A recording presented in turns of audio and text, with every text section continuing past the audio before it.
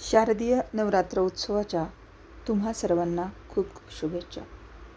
विनम्रता म्हणजे दुसऱ्याने आपणास कसे वागवावे अशी जशी आपली इच्छा असते तसेच आपण दुसऱ्यांना सुद्धा वागवावे. नमस्कार मित्रांनो, आज आपण भाषण कशा पद्धतीनं एखादा आपण करू शकतो हे मी तुम्हाला सांगणार आहे. आजी आजोबा ही संकल्पना आजकाल खरं तर खूप कमी होत चाललेली आहे. काही मुलांना आजी आजोबा सुद्धा माहीत नाहीत, हे मी अनुभवाचे बोल तुम्हाला सांगते. आणि म्हणून मी आज एक भाषणाचा विषय निवडला आहे, आम्हाला हवेत आजी आजोबा. काल एक लेख वाचला. लेखाचा मथळा होता, वृद्धाश्रम काळाची गरज. ज्यांना कोणी नाही त्यांच्यासाठी वृद्धाश्रम ठीक आहे, पण ज्या वृद्धांना मुलं आहेत त्यांच्यासाठी सुद्धा वृद्धाश्रम.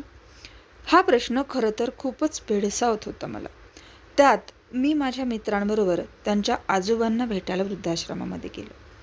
गेल्या गेल्या आत एक पाटी लावली होती, ज्यांना सगळे आहेत पण ज्यांचे कोणी नाही अशांसाठी वृद्धाश्रम. मन फार अस्वस्थ झालं आहे बघून. माणूस आज किती स्वार्थी बनत चालला आहे याची जाणीव झाली. आपल्या जन्मदात्या आई वडिलांची आपल्याला अडगळ का वाटते? आम्हा मुलांना भौतिक सुख मिळावेत म्हणून धडपडणारे आमचे आईबाबा फार मोठी चूक करत आहेत. खरं तर आई नोकरीला गेल्यावर घरात आजी आजोबांचा कितीतरी आधार आपल्याला वाटायला हवा. आम्ही मुलं ज्यावेळेला शाळेतून घरी येतो तेव्हा आमच्या स्वागताला आई नसते, असतं ते घरात कुलूप असतं. मनामध्ये खूप प्रश्न असतात, शंका असतात, खूप काही सांगायचं असतं, पण ऐकणारं मात्र कोणीच नसतं. उशिरात दमून भागून आलेले आईबाबा आमचं काही ऐकण्याच्या मनस्थितीमध्ये सुद्धा नसतात. रविवारी बोलू असं म्हणून आमची ते बळवण करतात. म्हणून मला नेहमी एक प्रश्न पडतो की खरंच पूर्वीची एकत्र कुटुंब पद्धती जी होती तेव्हा घरात राहणारी माणसंच होती की त्यांना भावभावना नव्हत्या? भावभावना होत्या म्हणून तर ती सगळी गुण्यागोविंदाने एकत्र नांदत होती, एकत्र राहत होती, घरातल्या वृद्धांना मान देत होती, त्यांच्याच सल्ल्यानं ती वागत होती. मग खरंच ती मूर्ख होती म्हणून तसं वागत होती का? आज आमच्या घरामध्ये सगळ्याच सुखसोयी आहेत. फ्रीज आहे, टी व्ही आहे, सगळं आहे आपल्याकडे. या वस्तू ठेवायला आपल्याकडे जागासुद्धा आहे. पण आजी आजोबांसाठी मात्र जागा नाही. हे पटतंय का तुम्हाला? दुधापेक्षा दुधाच्या साईला जपणारी हे आजी आजोबा आमच्या वाट्याला का नाहीत? आम्हाला विचारलंच जात नाही. तुला आजी आजोबा हवेत का?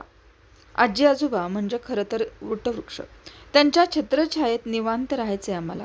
आम्हाला छान छान गोष्टी सांगणारे, त्यातून आमच्यावर सुसंस्कार करणारे आजी आजोबा आम्हाला हवेतच. आमची भावनिक गरज फक्त आजी आजोबाच भागवू शकतात. त्यांच्यापाशी अनुभवाचे केवढे मोठे गाठोड असतं. त्या गाठोड्यात पैशाची श्रीमंती अजिबात नाही, पण मौलिक विचारांची कितीतरी रत्न तिथे भरलेली असतात आणि त्यातील रत्नांनीच आम्हाला श्रीमंत व्हायचं आहे. काळ बदलला, काळाबरोबर आपण नको का बदलायला? असं म्हणून आपण पळवाटा शोधायला हवेत का? पळवाटा शोधू नका. काळ तुमच्यासाठीच आहे, बदलणार आहे. कारण आई बाबा तुम्ही सुद्धा म्हातारे होणार आहातच की. तेव्हा आम्हा मुलांनी पण तुम्हाला वृद्धाश्रमामध्ये ठेवायचं का? आज आमच्या घरात इनमिन 3 माणसं आहेत. त्यातले 2 म्हणजे आई बाबा नोकरीनिमित्त बाहेर. घरात आल्यावर खेळायला सुद्धा कोणी नाही, भांडायलाही कोणी नाही. शाळेत अभ्यास आणि घरी सुद्धा अभ्यासच. घरात कोणी नाही म्हणून 1760 क्लास लावून ठेवलेले. 3 वेळा पुरेल एवढा डबा दिला, क्लासला पैसे भरले की आईबाबांची जबाबदारी संपली. आम्हाला कपडे खूप नकोत, क्लासही नकोत, पण आमचं ऐकून घेणारे, आमच्या चुका समजून सांगणारे मायेचे आजी आजोबा आम्हाला हवाय. मानसिक आधार. लहानपणी पाळणाघरात आणि आता क्लासमध्ये. घरात एकटं बसायचं म्हणून टी व्ही लावा, पण टी व्हीवरही असलंच काहीतरी घरामध्ये दाखवलं जातं. जे माझ्या घरात तेच तिथंही दाखवलं जातं. म्हणून आता टी व्ही पाहायचा सुद्धा कंटाळा येतो. मनामध्ये कुठंतरी वादळ निर्माण होत असतं, राग उफाळून येत असतो. मग वर्गात आम्ही दंगा करतो. तिथंही शिस्त मोडली म्हणून परत शिक्षा. आजी आजोबा लाड करून तुम्हाला बिघडवतील असं विधान जेव्हा आई करते ना, तेव्हा खूप राग येतो. लाड करून कोणी बिघडतं का? अहो, आजी आजोबा माया करतील, त्यामुळं किती शांत वाटेल, समाधान वाटेल आणि सगळ्यात महत्त्वाचं म्हणजे आमच्यावरती संस्कारसुद्धा होतील. ते काय नाही, पण आपण मुलांनी आपल्या आईबाबांना ठणकावून सांगितलं पाहिजे की आम्हाला सुद्धा आजी आजोबा हवे आहेत. गोष्ट छोटीच आहे मित्रांनो.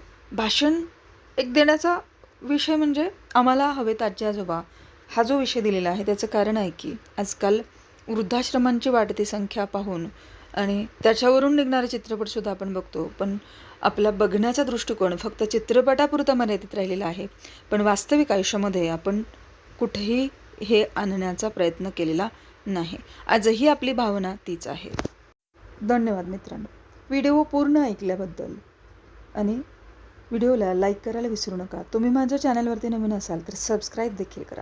तुम्हाला जर माझा व्हिडिओ आवडला तर व्हिडिओला सबस्क्राईब करा, व्हिडिओला लाईक करा आणि व्हिडिओला शेअरसुद्धा करा.